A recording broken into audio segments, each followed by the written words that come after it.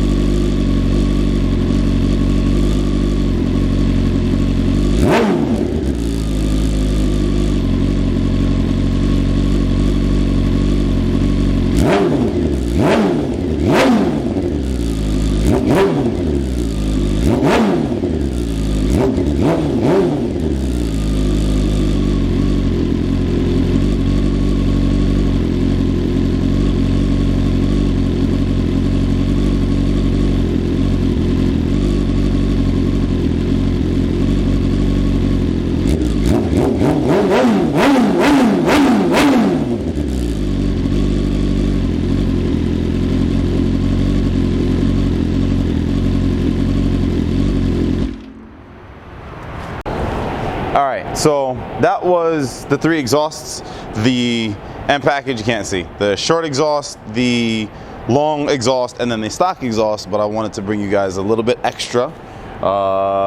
As long as hopefully MIPD doesn't get called, I'm gonna see what launch control sounds like on the shorty pipe. So let's do that.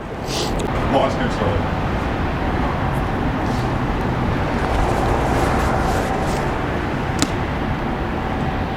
Just gonna let it warm up a little bit more.